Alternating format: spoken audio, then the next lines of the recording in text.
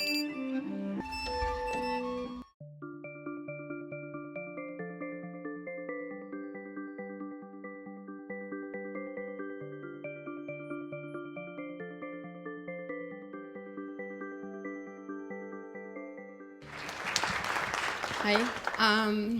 So many familiar faces, which is nice. I am completely out of my comfort zone up here. I think it should be only fair that you are also out of your comfort zone a little bit. So can I get you up? I just need to relax a little bit, and I need you to help me a bit. Okay, I want you to find someone near you, look them deep into their eyes. One person. And tell them 3 times, I love you. Don't let me alone here. I love you. I love you. I love you.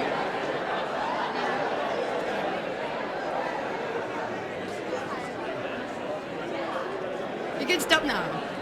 You can stop. It's a lot of love. Oh, that is awesome. Okay, one more breath. So my name is Eli Jansen. I'm German, and I play alternate reality games for a living. It's just that it's just that I call that doing ethnography. This is what ethnography used to look like. And it basically means to immerse into a foreign tribe, to study how they do things, and to understand their world. So to become one of the tribe, in my case study, I started collaborating with collectives in Europe, Australia, and mostly with Reboot Stories collective around Lance Weiler and Ginny Saunders. And I wanted to feel what it feels like for them. So in the beginning, I was a collaborator, and then I also started doing what Lance is doing. So I called to action and tried to feel what it feels like to actually be responsible for a collaboration. So today, this would be me, and this would be Lance. I'm just kidding. I'm obviously not male. So ethnography is a set of tools developed in the field of anthropology, and in my subsection, media anthropology, the onus lies on how humans use their tools and technologies that they have to evolve from past states. In particular, I looked at collaboration and how creative producers collaborate and how that relates to social dynamics and then to society at large. Understanding collaboration is relevant for both economy and society because we see more and more creatives pulling out of the corporate sector to pursue an entrepreneurial path, to start a business with others. I think my talk just taps right into what the others were talking about and maybe goes in a little bit more depth. So the way I'm trying to do that with my research is that I look for patterns in behavior, rhetoric, and rules to understand how things correlate.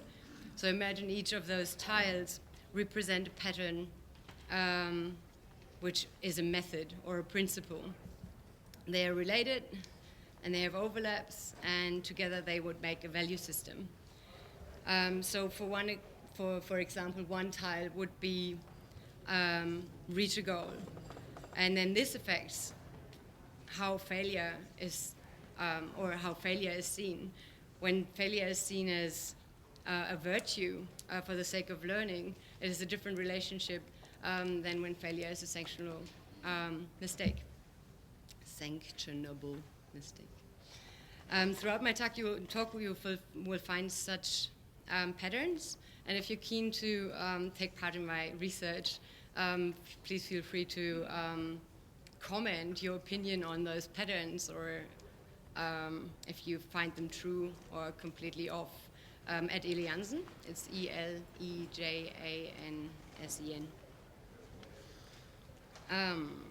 Okay, and for people who like this model, it's called pattern language. It comes from Christopher Alexander, and he developed it for architecture.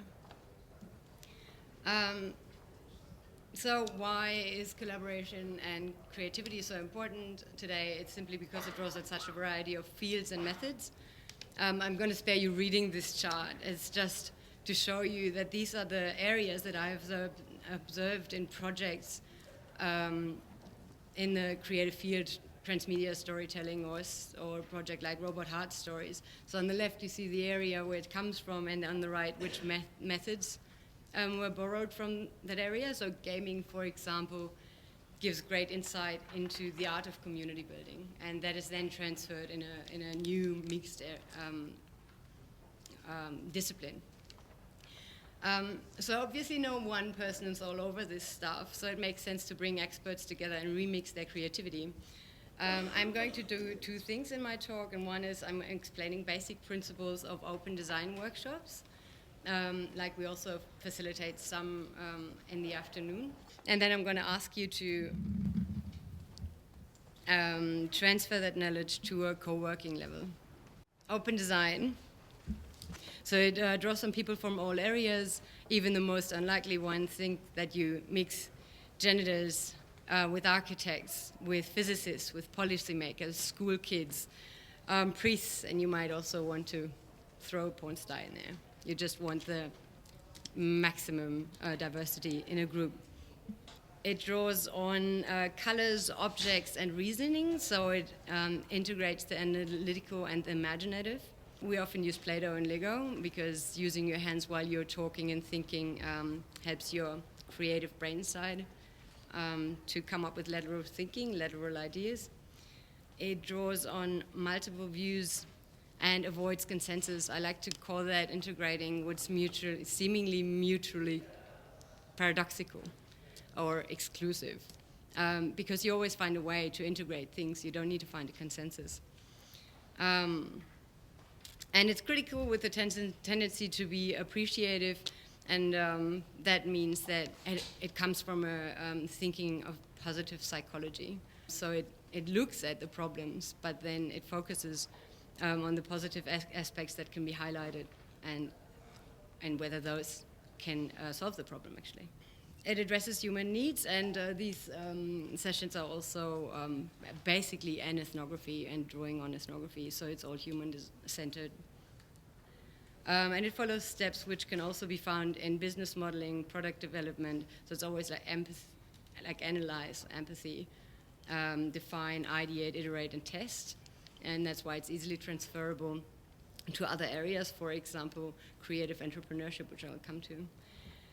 First, a bit of theory on creativity. Creativity is emergent, and that is one of the most important things to know about creativity. And because it is such a buzzword today, or so important today, because we want to innovate a lot and we want to make things better, we need lateral thinking. So open collaboration accommodates creativity as being emergent in two ways. For one, creativity is constantly evolving through the input of many. We heard that before. And as such, creativity is a remix, which does away with romantic notions of authorship. So it just makes sense to get everyone in and just rethink the way we think about ownership about an idea, because we never know where we got it from, right? So our surroundings are uncertain, ambiguous, and cannot be taken literally, and that with the multiplicity of our surrounding and the more access to knowledge and various knowledge, and Brian Clark's talk taps right into that, we just know that there's no truth. So the best thing is to turn this volatility into a virtue and to utilize multiplicity in collaborative setups, and to let lateral thinking flourish that way. This is radically different from how most companies work. There's the 80-20 model, where the companies already implement that creatives are very self-driven, and it flourishes when you have time, and it's really your own baby. But it's different in another way, because it just has no 3 to 5 year plans that emergence would fit under, because it changes constantly. There are no job descriptions or fixed positions. There's no following a formula. KPIs are basically detrimental to free roaming creativity. So basically, it's exactly the opposite. It's not top-down, but the process is bottom-up and sideways. creativity also avoids a set outcome and is hard to predict because of that, and hard to measure quantitatively. So if we think about creativity as emergence, does it mean that it's leaderless? How is collaboration set up? Because it seems to be leaderless. But if we look closer, we see that there is leadership. Emergence favors extroverts on two levels, in group work as well as in the public environment. We can see that in group work, those talking most seem to take the lead. There's no research that found that in any kind of group work, in any field, that wasn't the case. So our designs that we develop try to use storytelling and play to trick that a little bit, and to give extroverts introvert roles and vice versa, or to work with different groups where we can pull cards and pull people out of groups and give them different roles. In online collaboration, which is less physical, so if you're introvert, you're not even be heard if you imagine Skype, where no one can see you. So the crucial question seems, how can we balance them? When you take that to a co-working level now, you see that there's a lot of hustle and everyone's producing, and they put their projects online. Everyone has a website, has a blog, they tweet, make known what they're producing. And there again, those who are extrovert, charismatic, who are well known, attract more opportunities. And then the question is the person who has most opportunities in a collaborative setup always the one that automatically takes the lead? Or can we think of a facilitator as the leader in a collaborative setup? Another point is that if everyone creates basically the same, because we all know that when we have a really great idea, we do some research and it's out there already a million times. So I thought that productive excess sucks a little bit, and it's not efficient or effective, either of those. I guess I'm German at heart, and I just like to make things work a little bit better. So why not share goals? It taps right into what the other ones were saying, whether it be a guild or a collective like Felicia was talking about, where you can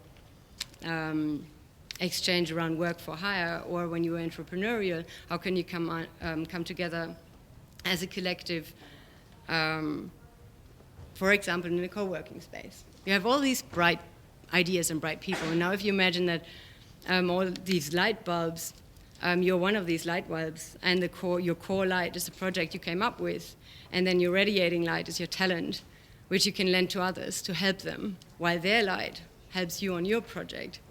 And this happens in co-working spaces, but there's no overarching goal, so it's always a little bit more like it's my thing.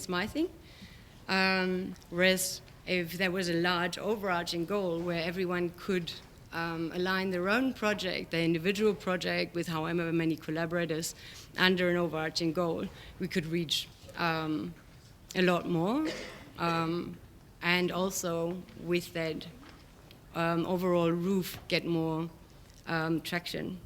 So what's important when you do it like this is that everyone has a mutual benefit with what they're doing, and we have tried that a little bit, but the first thing that is really important is that everyone who's in this setup is autonomous and is driven by their passion and purpose, because creativity follows passion and purpose. So if we call this open ownership, and everyone in this collaboration is their own entrepreneur, what could be examples? So for one, it could be a franchise example where, for example, Jasmine shares a similar ethos. She lives in Sweden as DIY Days, and she started collaborating, and then she brought DIY Days to Sweden. She got funding in Sweden, generated quite some buzz, which helps grow her career in Sweden, and again attract funding for other projects that she's doing. Or same example, Incubate.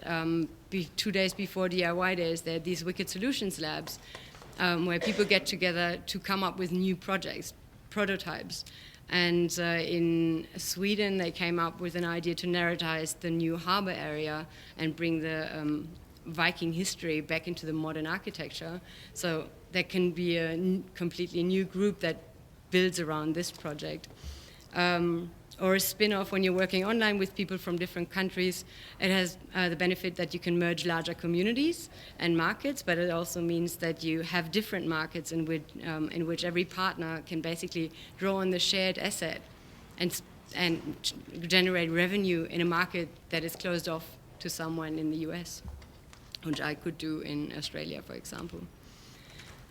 So if we look at the fundamentals of collaboration. So it becomes obvious that trust is really important, and then it's really interesting to think about different models of exchange. So would it be circular? Would it be direct? Then there's a new relevance to attribution. We all know that the hat tip online becomes really credited. That's the same in collaboration. If someone uses something of someone else, it just has to be stated that that is from that person, because otherwise the long-term trust will probably crumble after a while. Then being autonomous and self-propelled means that everyone has their creative freedom.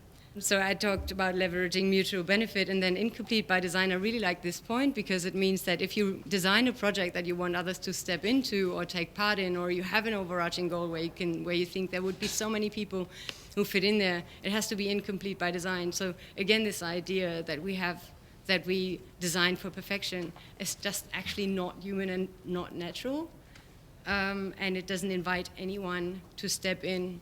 And in a world where everyone is a producer and a consumer at the same time, this is just a given. And then I observed that we're always getting tricked into thinking that we gave more than the others gave us. So why not just thinking that you should generally just always give more than you take, because otherwise we're living in an entropy. This would mean that we need new social contracts, and there I only have questions, and I can only invite you to come to that session at 1:30, where we want to try to find solutions for creative entrepreneurship. Because knowing the effects of neoliberalism, which has the same trait as the yet unregulated co-entrepreneurship, how can we improve upon an older economic system? Also seeing that certain system lends power to certain personality types, which is not a matter of achievement. Do we need to reconsider meritocracy critically? And how might we build a goal share mechanism that incorporates such improvements without limiting the freedom of creative expression? So I am 1 year into, or I have 9 more months left before I submit for my PhD that I'm writing on this. And this is the first time I have presented this. And I really like to invite you, if something of this spoke to you, or you think like, my God, she should talk to me, please let me know. My name is Eli Jansen, and I ran out of time, which I really did, but I think this was also awesome, and I wanted to say it. Thank you very much.